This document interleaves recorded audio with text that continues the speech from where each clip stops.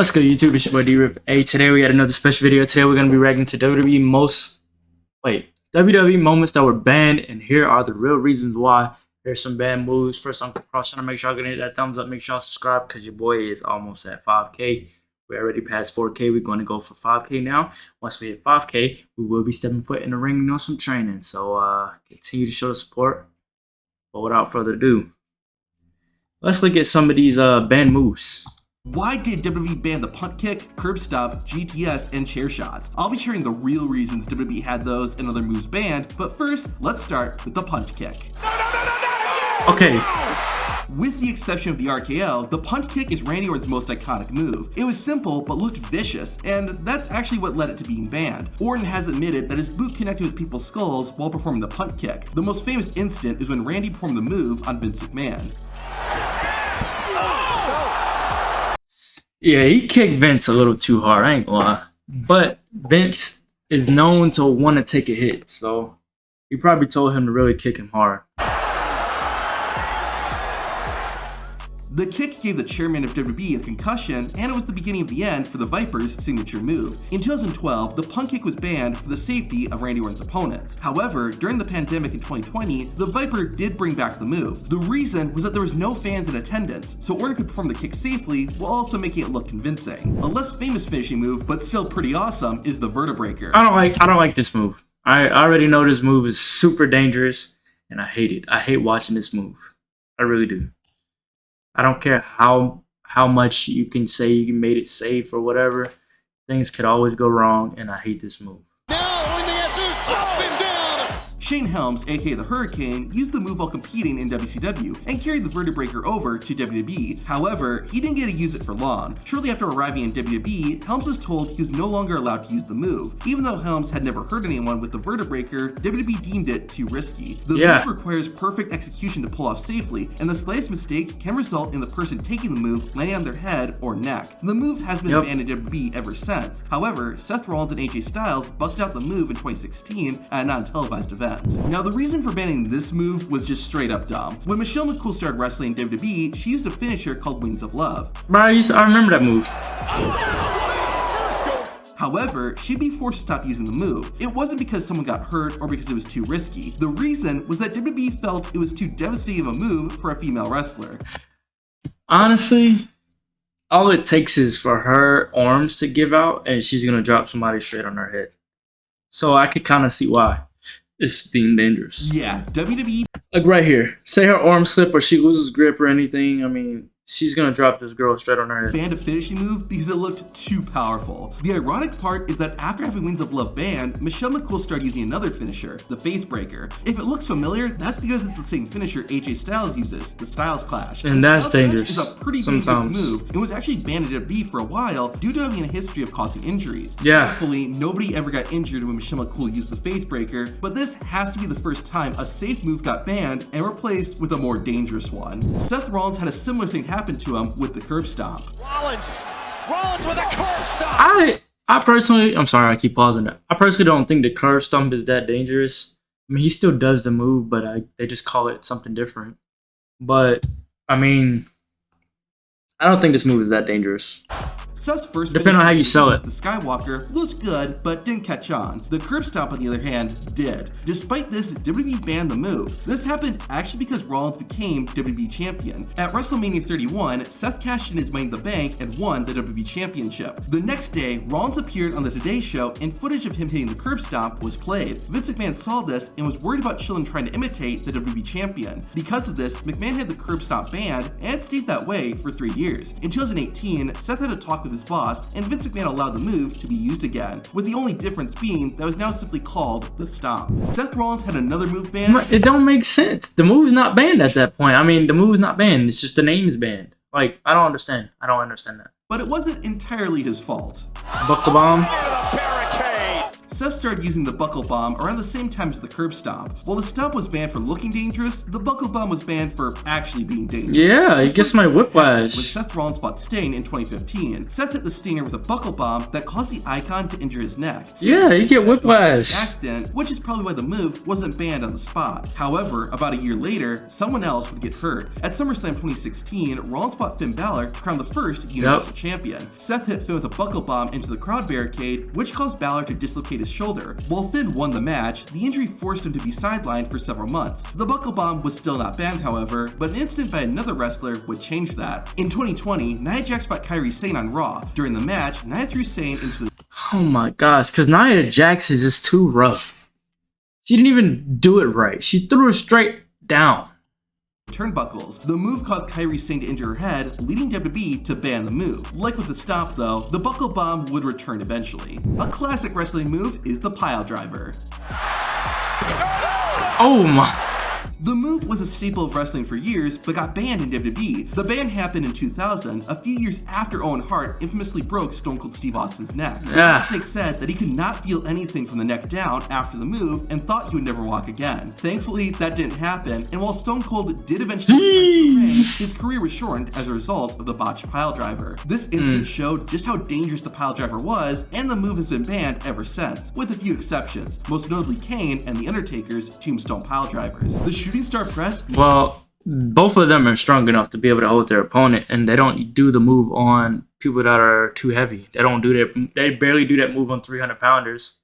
Undertaker did it on Mark Henry maybe a couple times, but that's because he, that's when Undertaker was swole, and he even said himself that he was scared to do it on him. Might be the most spectacular finisher in all of wrestling. However, there was a time when the move was banned in WWE. Of course, the Shooting Star Press is inherently risky, but there are a few specific incidents that caused WWE to slam the ban hammer. The first at WrestleMania 19, where Brock Lesnar nearly killed himself. Lesnar, do it, Cole! Oh my God! The near-death experience came as a result of Lesnar having already wrestled for 20 minutes and being physically exhausted. That made it understandable why the Shooting Star Press was botched. This, on the other hand, was much less excusable. A little over a year Didn't get that much height on that mess either. Champion Billy Kidman legitimately knocked out Chavo Guerrero while performing the Shooting Star Press. Oh my gosh, he jumped straight on his head. The Shooting Star Press was just too high of a risk and had the move banned for several years. The 450 Splash got banned around the same time for a similar reason. During a match, Juventud Guerrera accidentally landed on Paul London's face and fractured several bones. It wasn't until wrestlers like Evan Bourne and Justin Gabriel came along that the Shooting Star Press and 450 Splash were unbanned. Wow, it was that long? From 2000s to like what, 2010, 2011? Perhaps Ryder in trouble. Still connecting. John Cena got a wrestler's finisher banned. The finisher I'm talking about is the Burning Hammer. That looks rough, I'm not gonna lie. A ton in WWE, and there might be a very good reason for it. The move is a bit dangerous to perform, as it's difficult for the opponent to control their body, and their head is in a position that makes it easy for them to land on. However, that is not the reason the move was banned. In the early 2010s, Tyler Ricks started using the Burning Hammer as his finisher. That looks good though. John Cena got upset because Cena felt it was too similar to the Attitude Adjustment. Cena apparently berated Tyler Rex, and Rex is forced to change his finisher. Whether you believe it or not, Tyler Rex's story does make sense. But that move looks good though. That doesn't look like a dangerous move. In the past few years, that one looks bad. Burning Hammer has been used in WWE more and more, and it comes as John Cena has been appearing in WWE less and less. If CM Punk returns to WWE, he won't be able to use the GTS because it's banned. Ironically, both Punk and the wrestler who invented the move are the reasons for it. When Japanese wrestling legend Kenta came to WWE in 2014, he underwent a few changes. First, he was given the name Hideo Itami. On top of that, that's him? Allowed to use the GTS, even though that was his finisher in Japan, and he invented the move. The reason was that WWE was worried it would remind fans of CM Punk, who had recently walked out of the company. However, WWE eventually gave in, and Itami was allowed to use the GTS. Unfortunately, it was short-lived. During a match against Brian Kendrick, Itami hit Kendrick with the GTS, but accidentally broke Kendrick's nose and oral bone. Why did he take action, and the GTS has been banned ever since. As you've no doubt learned, WWE tends to ban moves after an accident happens, and that's sort of the case with the Brainbuster. The third of it. Oh, a Brainbuster! On top of having a violent name, the Brainbuster is just a difficult move to control. The idea of the move is that a wrestler sends their opponent's head crashing onto the ring mat. They'd never do that. They just turn into a And suplex. keeping a wrestler safe is very thin. WWE actually decided to ban the Brainbuster because of a different botched move. At Super Showdown in 2019, Goldberg fought The Undertaker. Goldberg went to perform his signature jackhammer, but lost control and ended up delivering a sloppy Brainbuster. The botch almost caused Undertaker to be permanently injured, and the accident led WWE to err on the side of caution and banned the Brainbuster. Some moves are synonymous with one wrestler, and that's the case of the Muscle Buster and Samoa Joe. Muscle Buster! Joe had basically been using the Muscle Buster for his entire wrestling career and had no issues with it. When he came to WWE though, that's when things changed. In his third match for the company, Joe fought Tyson Kidd before WWE went on the air. Joe hit the Muscle Buster like normal, but Tyson Kidd did not get up. It was later discovered that Kidd had injured his spinal cord. The situation was made even scarier when it was shared that only 5% of people survived the injury Tyson sustained. The Muscle Buster was eventually banned, and Joe transitioned to using the Coquina Clutch. It's a different type. Wow. Now that's not. That's unfortunate, bro. I was about to say that's not fair because he's been doing it his whole career and nobody ever got injured. But now, one person got injured from it and it just ruins the whole move. I mean, I thought it was a pretty clean move. I mean, I can see, you know, he's hitting his spine straight on the freaking hardwood canvas. So yeah, I can kind of see that, but. That's crazy. I didn't know that he had that surgery like that. Move, but you won't see this anymore in WWE. His feet. Oh, no. While steel chairs are still used as weapons in But I know it's dangerous, but I kind of miss the chair shots to the dome piece, bro. I'm not saying it gotta be no hard metal chairs because obviously some of them are aluminum or somewhat aluminum. You could just give some aluminum chairs, give a couple chair shots to the head. Don't AEW give chair shots to the head?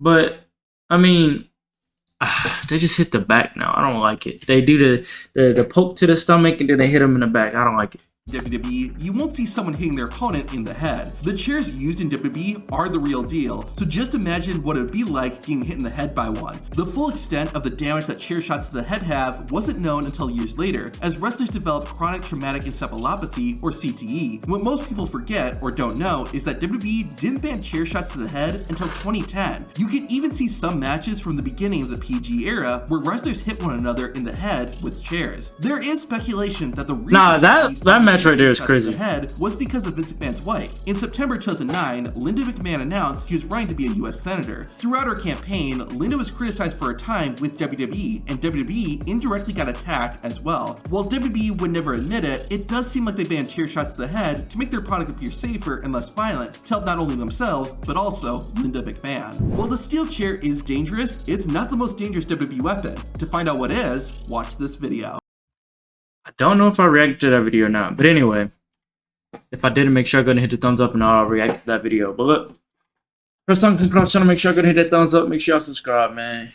We almost at 5K, so make sure y'all like this video, subscribe if you're new. It's your boy D-Riv, man. I'm out.